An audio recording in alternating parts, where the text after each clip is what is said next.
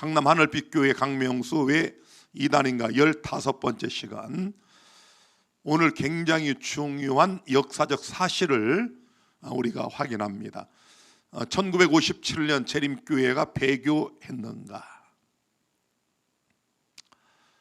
먼저 하나님 말씀은 레위기 16장 1절, 레위의 증손 고핫의 손자 이스라엘의 아들 고라와 루벤 자손 엘리압의 아들 다단과 아비람과 벨렛의 아들 온이 당을 짓고, 이스라엘 자손 총회의 택함을 받은 자 곧 회중의 유명한 어떤 족장 250인과 함께 일어나서 모세를 거스리니라. 야, 이 정도 반역은 굉장한 겁니다. 왜냐하면 화인 여사가 부조와 선지자 395페이지에 이 운동의 주모자인 고라는 고핫 가족에 속한 레위 사람으로서 모세의 사촌이었으며 재능과 영향력이 있는 사람이었다.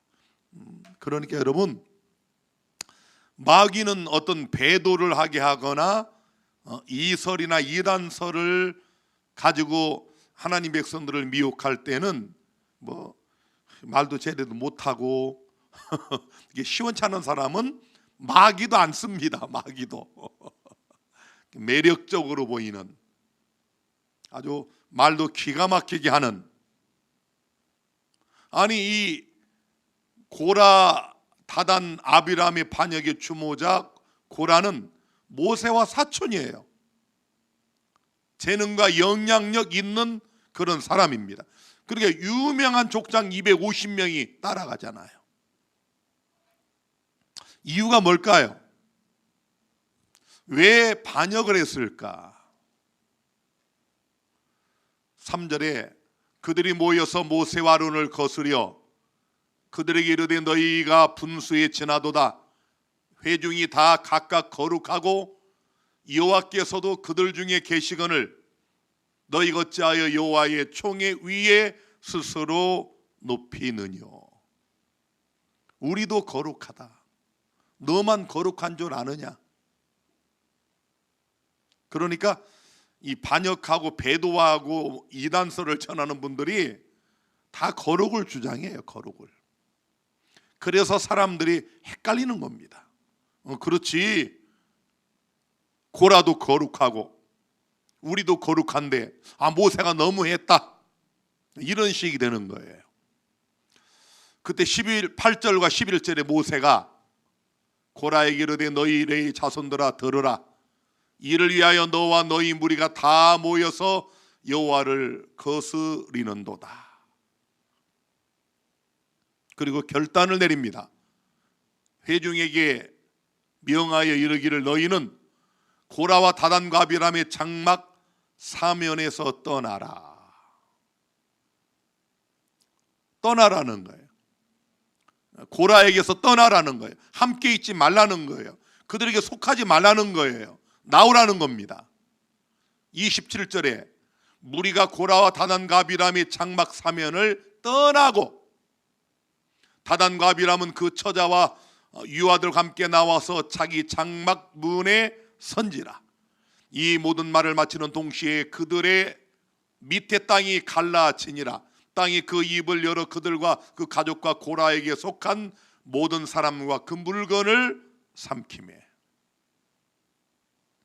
여러분이 성경을 보실 때 잘 보세요. 그 고라의 가족, 다단 아비람의 가족, 그리고 고라에게 속한 모든 사람. 33절에 보면 그들과 그 모든 소속이 산채로 음부에 빠지며 땅이 그 위에 합하니 그들이 총회 중에서 망하니라. 실제 있었던 역사적 사건입니다. 중요한 건 이 반역자들에게 속한 그 모든 소속이 제가 왜 이런 얘기 하는지 아시겠어요? 거짓 기별자에게 속하면 같이 죽어요. 성경에 명확하게 나와 있는데 제가 조금 더 오늘은 자세히 보여드립니다. 자, 이렇게 반역한 자들과 함께 누구까지 철저히 멸망을 당할까? 부조 401. 반역자들은 그들에게 속한 모든 것과 함께 구덩이에 빠져 총의 중에서 망하였다. 백성들은 그들의 죄에 관여된 자라는 양심의 가책을 받고 도망하였다. 자, 이제 고라, 다단, 아비람과 그 가족들, 그에게 속한 자들이 다 죽었고, 아까 떠나갈 때 떠난 자들이 있었잖아요. 그러나 심판이 그것으로 끝난 것은 아니었다. 구름에서 번개와 같이 불이 나와서 분향하던 250인의 족장을 태워버렸다. 처음에 동조했던 사람들, 나중에 모세 말을 듣고 떠나긴 했지만 동조한 그 죄를 물어 250명을 다 순식간에 하나님이 멸망시켜 버립니다. 더 놀라운 것은 이 사람들은 최초의 반역에 가담하지 않았으므로 음모의 주모자들과 함께 멸망당하지 않고 그들의 종말을 보고 회개할 기회를 갖도록 허락되었다. 그러나 그들은 반역자들을 동정하였기 때문에 그들과 같은 운명에 빠지고 말았다. 이야, 참, 처음에 이렇게 동조했다가 하나님이 심판하시니까 그들에게서 떠나라니까 이게 떠났어요.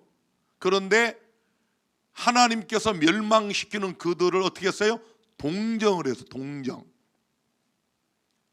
교회 안에서 제가 목회를 하면서 수없이 경험했지만 어떤 사람이 시험에 들어서 소위 이제 교회에 반역을 일으키고 교회를 떠날 때 절대로 혼자 조용히 나가는 사람은 제 목회 35년 목회에서 단 한 사람도 못 봤어요. 반드시 동조자를 만들어요. 그런데 희한하게 그와 함께 동조하는 자들이 있어요. 참 기가 막힙니다. 마귀가 6,000년 동안 써먹은 방법이에요. 하나님은 이 반역자를 불쌍히 생각하여 동조하는 것도 용서하지 않습니다. 그 다음 보세요. 이튿날 이스라엘 자손의 온 회중이 모세와 아론을 원망하여 가로되 너희가 여호와의 백성을 죽였도다. 야, 아유 그래요, 맞아. 저 집사님이 불쌍해. 목사님이 너무하셨어. 이런 분들 제가 많이 봤어요. 아니 명확하게 그냥 영적인 눈으로 보면 동정할 하등의 이유가 없는데 인간적으로 동정을 해. 그러나 이스라엘 중에서 1만 4천여 명이 불평과 반역의 죄의 결과로 죽임을 당했다. 이야, 놀랍지 않습니까?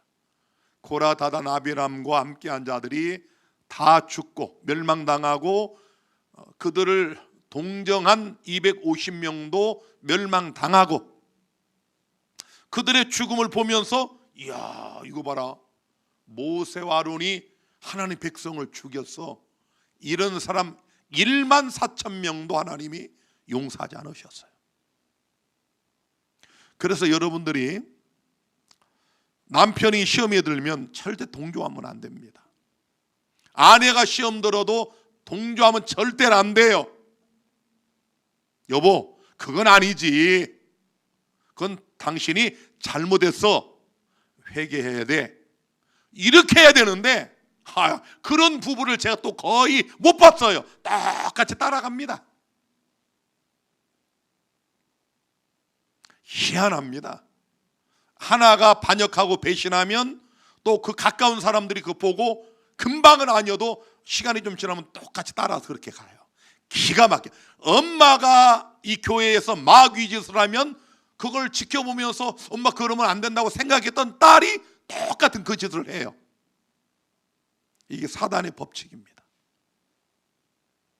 그래서 여러분들은 영적 생애를 살아갈 때 남편이든 아내든 자녀든 심지어 부모님이든 하나님께 죄를 지으면 동조하면 안 돼요. 아버지, 이건 아닙니다.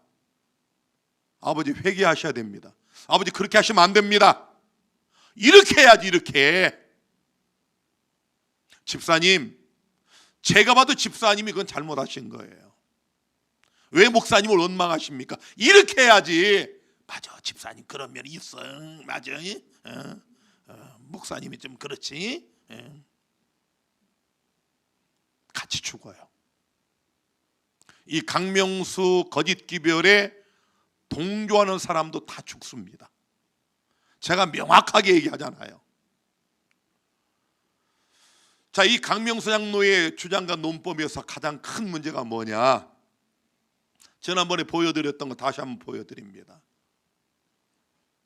이 강명수 장로는 중세기 천주교회와 일반 개신교회는 우리와 다른 예수를 가르친다. 그런데 우리 재림교회는 우리와 같은 예수를 가르친다. 여기까지는 사람들이 잘 분별을 못합니다. 아주 교묘한 전제로 양쪽을 비교하게 만들어, 비교하게. 그래서 강명수 장로처럼 믿지 않는 재림교인들은 천주교회와 일반 개신교, 바벨론의 가르침을 따라가는 자들로 매도를 하는 거예요. 그러면서 뭐라고 그래요? 두 예수 중에 하나를 선택해라.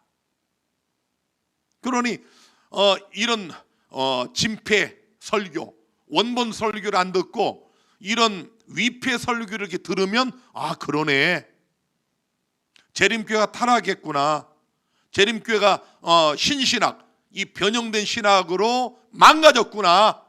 우리 강명수 목사만 유일하게 진리를 전하는구나. 이렇게 믿는 거예요. 자, 이 강명수 장로의 잘못된 대전제하에 논법을 잘 보세요. 대전제, 예수님이 우리와 같은 육체로 성육신하신 것을 부인하면 적그리스도이다. 맞죠?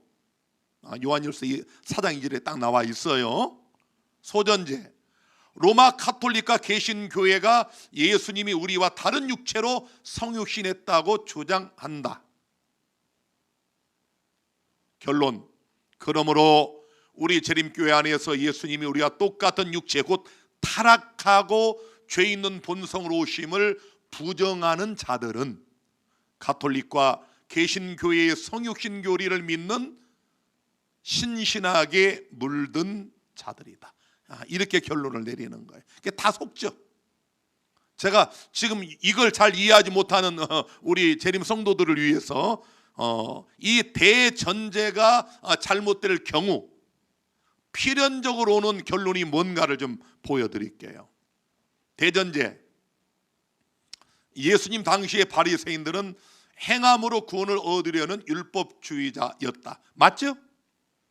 소전제, 바리새인들은 모두 철저한 안식일 준수자였다. 맞죠? 맞아요. 결론, 그러므로 오늘날도 안식일을 철저히 준수하는 사람들은 바리새인들과 같은 율법주의자이다. 어때요?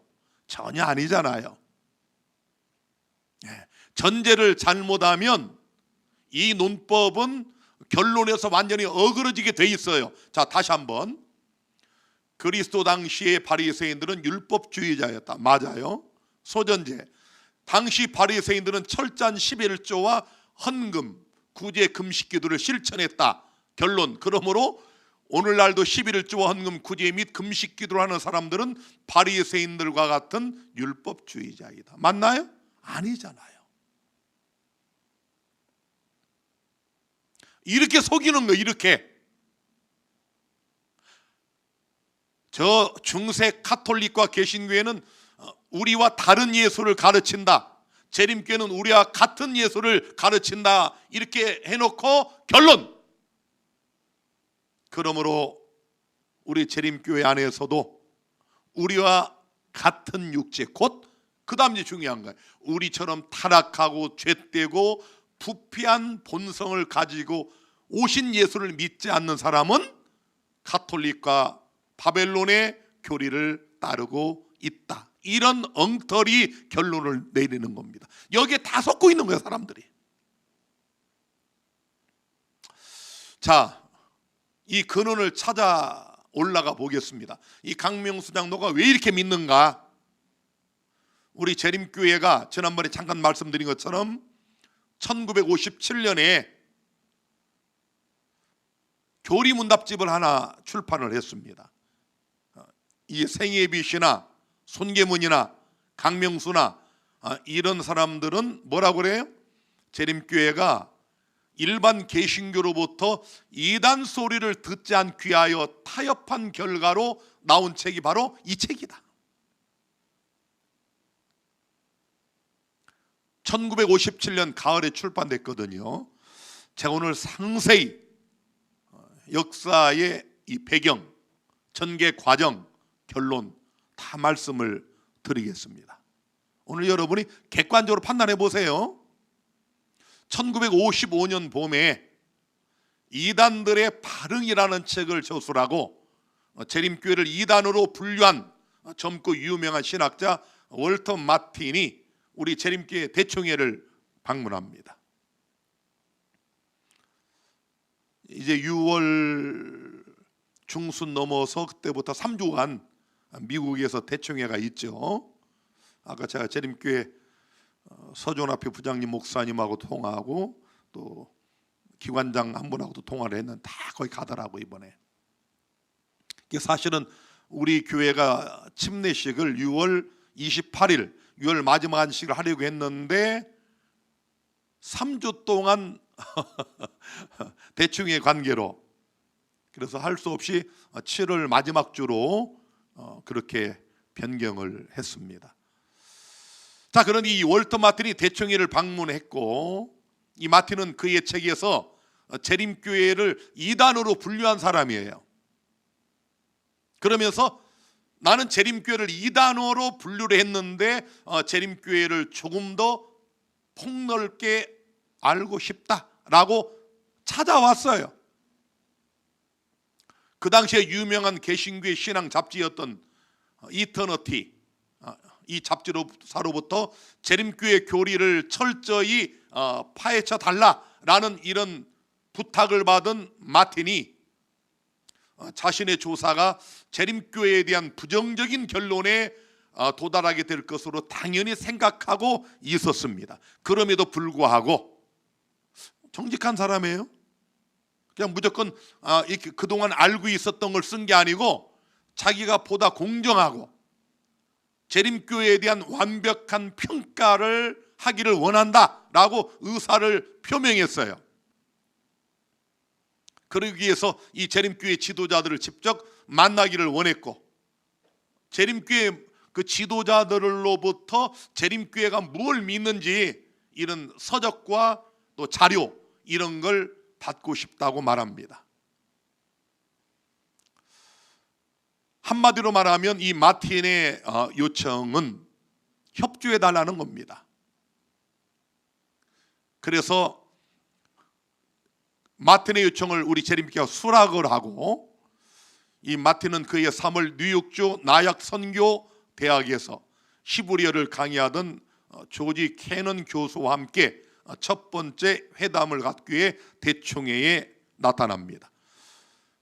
만나가지고 이게 서로 대화를 해보니까 이 월터 마틴이 아주 상당히 치밀하게 준비를 해왔어요. 무장을 하고 와서 무장을.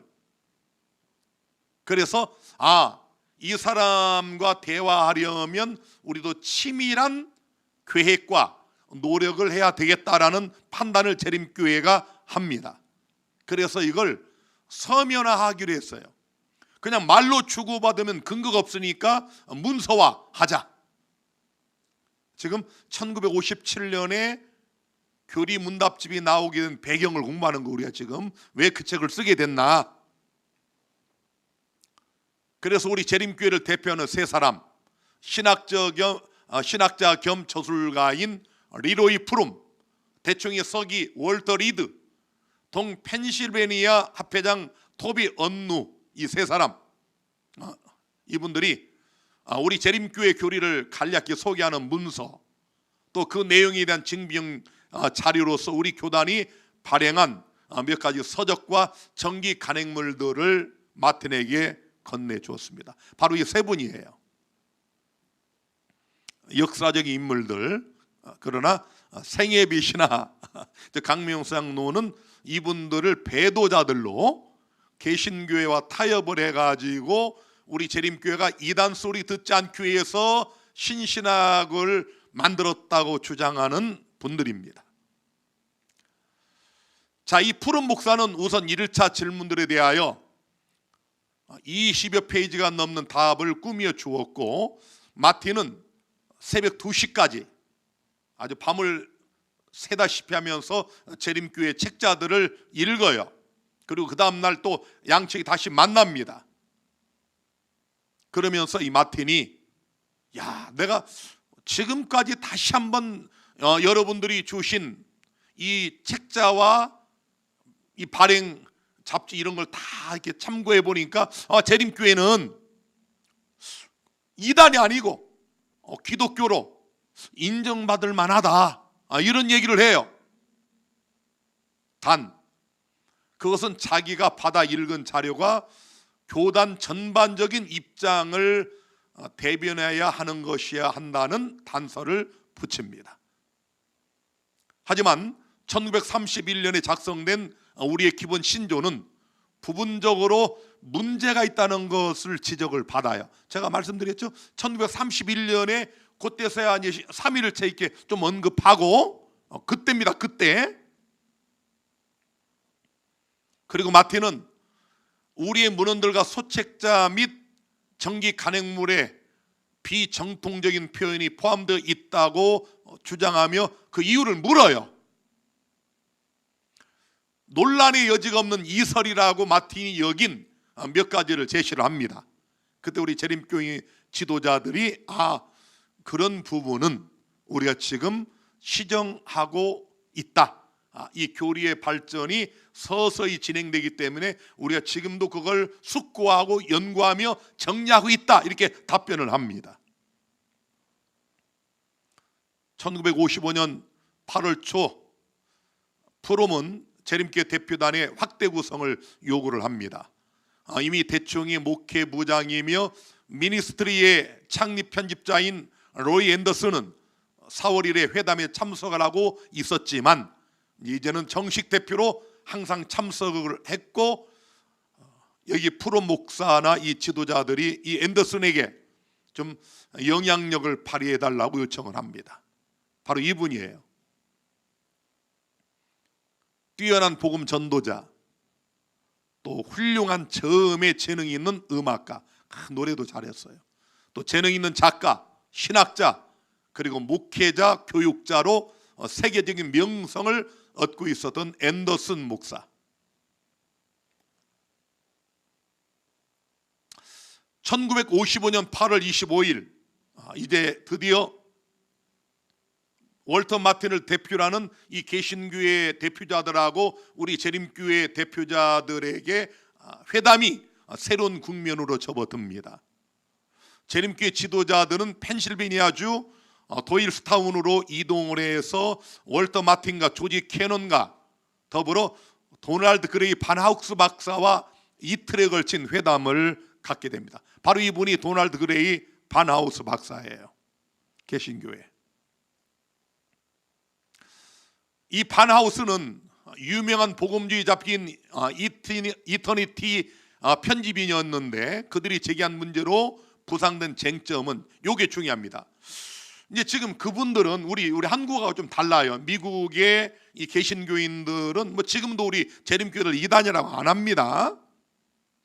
이분들은 정직하게 이 재림교회가 우리 예수님이 시작이 있었다고 주장했잖아요. 우리 재림교회 초기 지도자들이 그런 문헌을 본 거예요.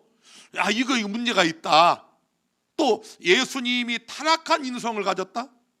아니 1888년 미니애폴리스 대총회 때 존스 와건을 통해서도 그랬고, 심심치 않게 우리 교회 지도자들이 그렇게 믿고 있었다고 제가 다 말씀드렸죠.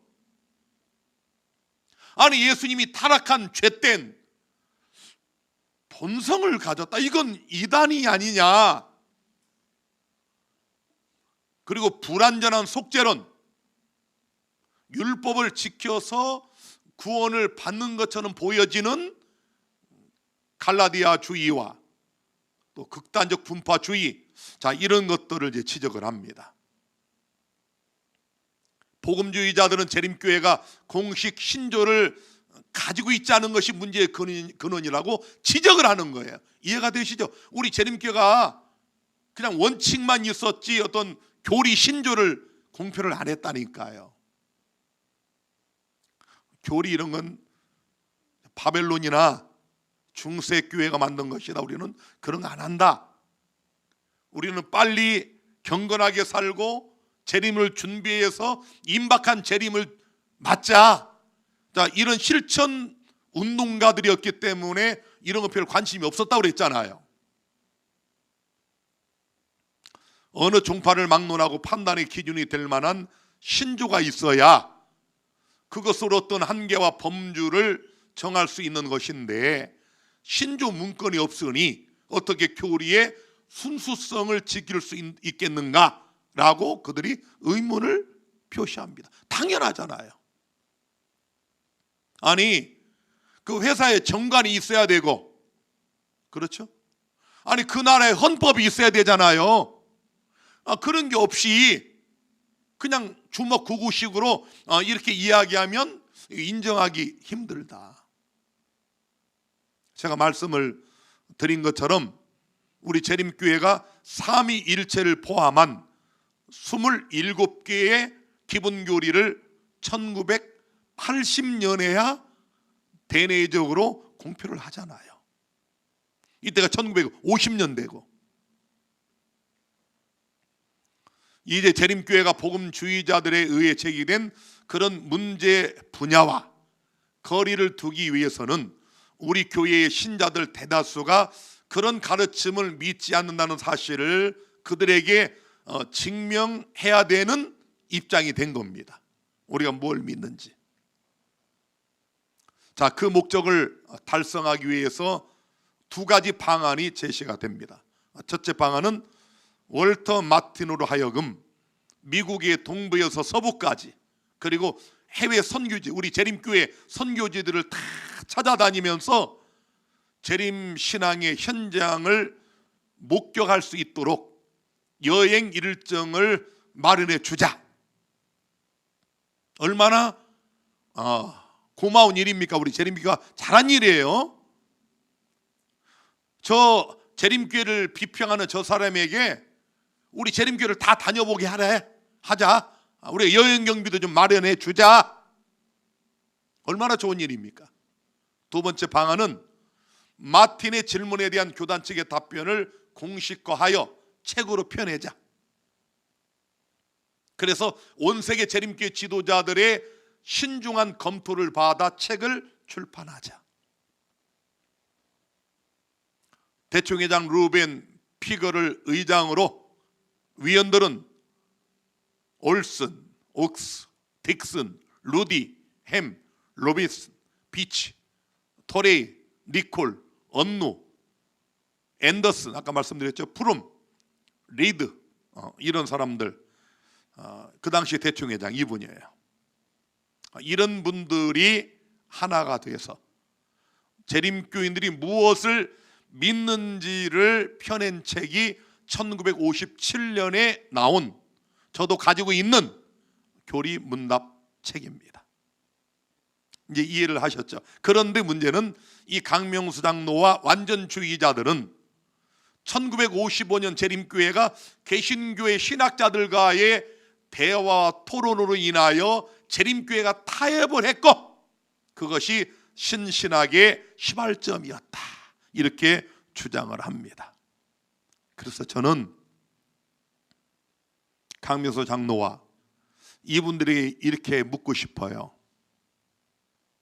우리 한국연합회도 우리 한국에 있는 개신교의 여러 신학 박사와 목사들, 비평가들과 함께 신학 포럼, 공개 토론 몇 번을 했습니다. 몇 번. 저기 연합회장 김대선 목사님 보이죠? 여러 번 해서 여러 번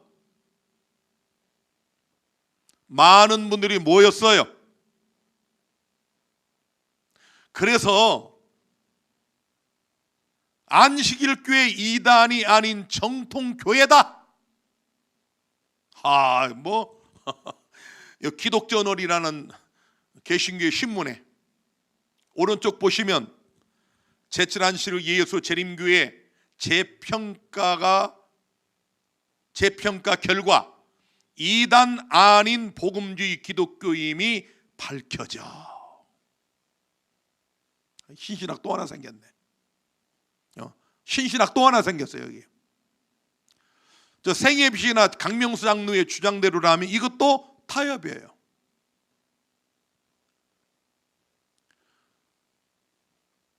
여기 보세요. 제7안식일 예수 재림교회 재평가 결과 이단 아닌 복음주의 기독교임이 밝혀져. 또 여기 안식교 이단 아니다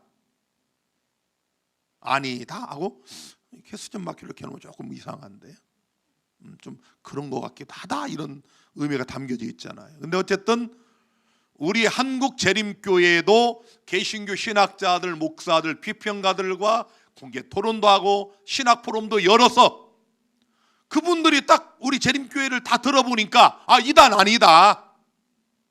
박진아 목사가 김수영 목사와 함께 강서초등학교 대강당, 강서고등학교 대강당, 안성시민회관 대강당에서 우리 공개 토론을 할 때 보세요. 그때 교수들, 목사들 여러분이 오셔서 뭐라고 결론 내렸어요?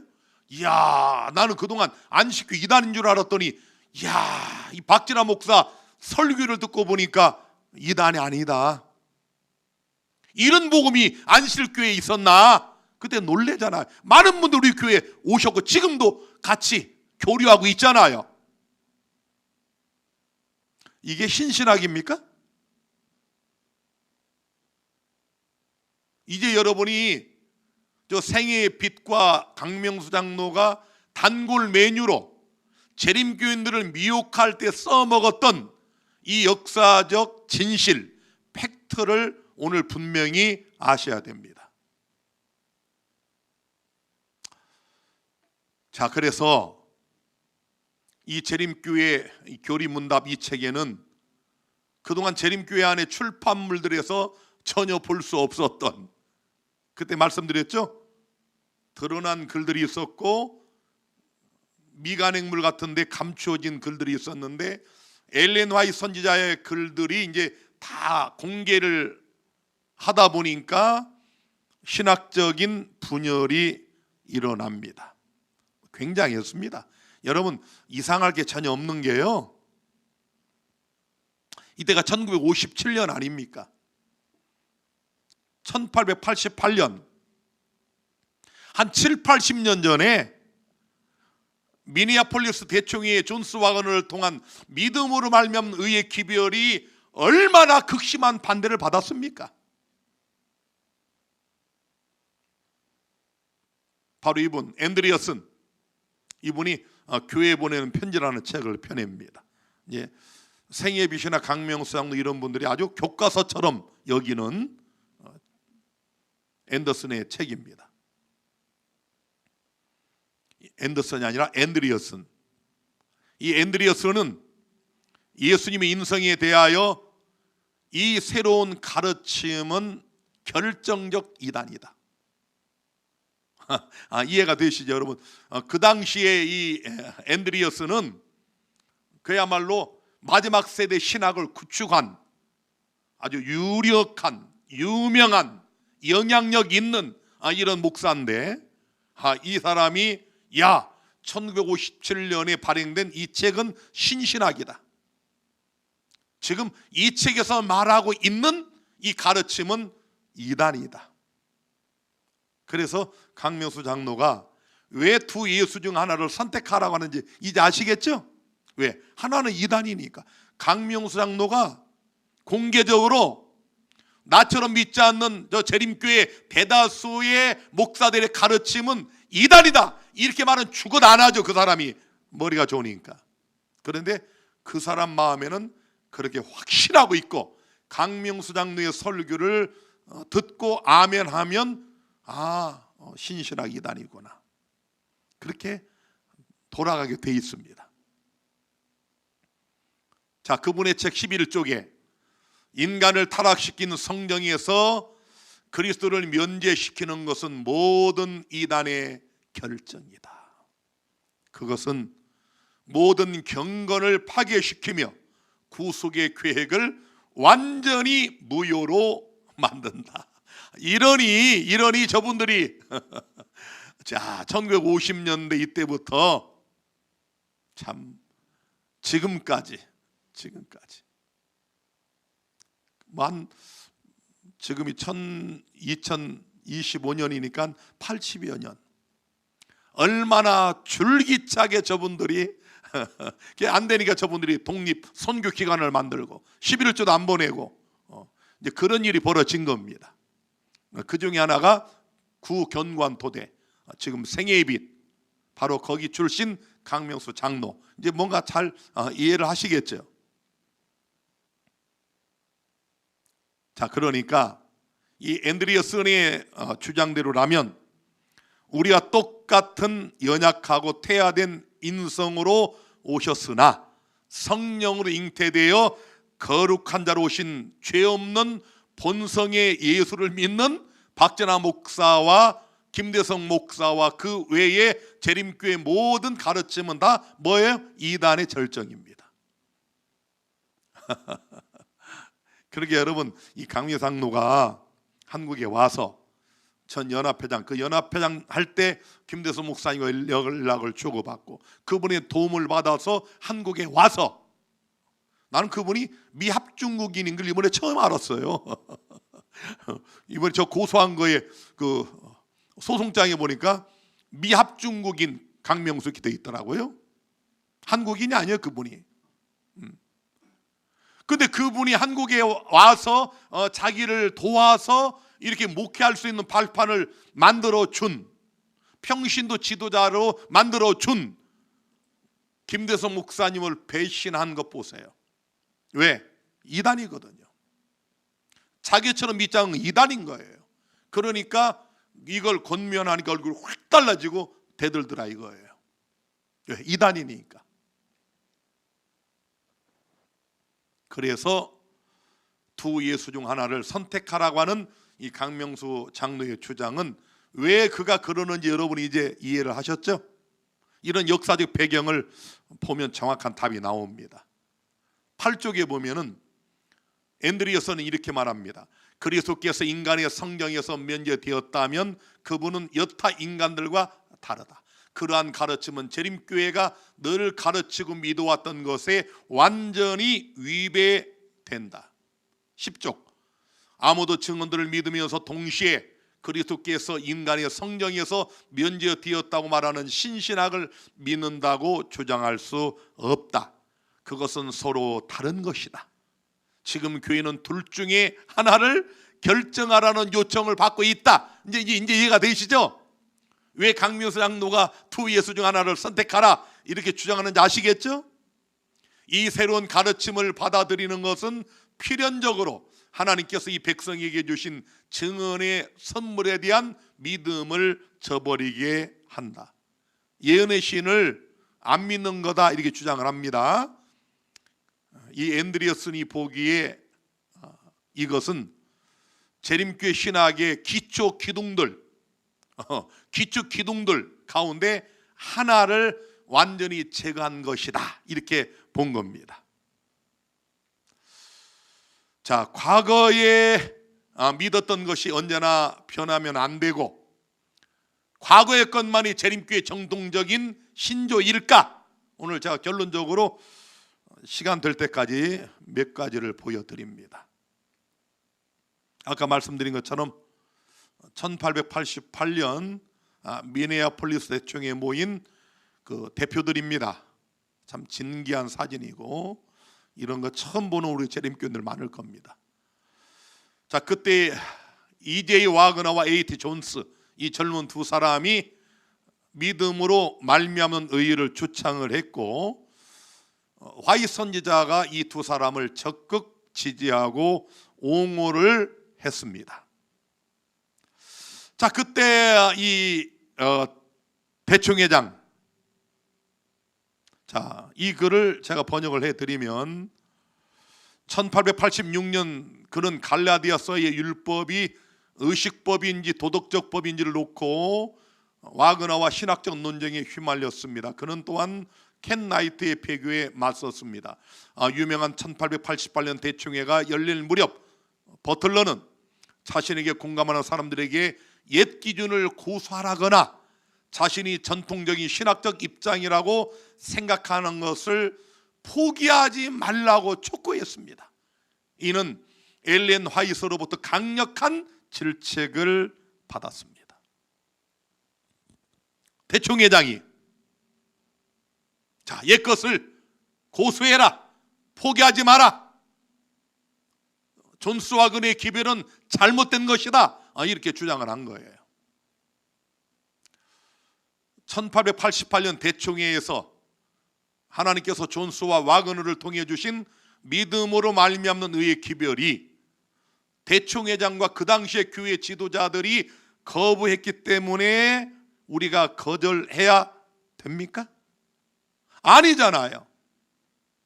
여러분이 역사를 잘 반추해서 보라 이 말이에요. 역사를. 화이트는 이렇게 말합니다. 나는 베트 클릭의 책임 있는 지도자들에게 묻는다. 그대들은 무엇을 하고 있는가? 그대들은 등을 돌리고 주께로 얼굴을 향하지 않았다. 무엇이 이 시기에 주어질 기별인가? 그것은 셋째 천사의 기별이다. 그러나 온 세상을 그 영광으로 비출 빛은 현대 진리를 믿노라고 주장하는 사람들에 의하여 멸시받아왔다. 그대들이 그것을 어떻게 취급하고 있는지 조심하라. 그대들의 발로부터 신을 벗어라. 왜냐하면 그대들은 거룩한 땅을 밟고 있기 때문이다. 어떻게 여러분이 사단의 태도를 취하고 있는지, 그리고 성령의 나타나심을 모욕하고 있는지 그대들은 알라. 형제들이여, 그리스도의 의의 기별이 한 백성으로 우리에게 언제 시작되었습니까? 라고 하인 여사가 설교 중에 물어요. 그러니 청중 중에 한두 명이 3, 4년 전입니다. 언제입니까? 3년 아니면 4년? 하니까 회중들이 4년 전입니다. 어디서 시작이 됐습니까? 회중들이 전체가 미네아폴리스입니다. 미네아폴리스에서 형제들이 무엇을 거절했습니까? 또 회중들이 대답을 합니다. 큰 외침, 무엇이 그 의의 기별입니까?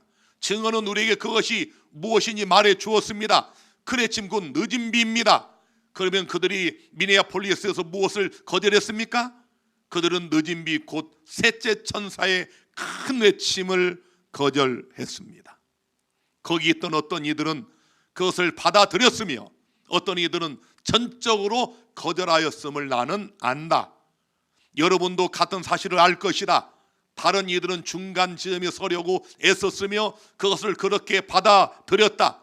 미네아폴리스에 만연했던 편견과 견해들은 도무지 사라지지 않았으며 거기서 어떤 사람의 마음밭에 뿌려진 씨앗들은 발하여 똑같은 수확을 거두려 하고 있다.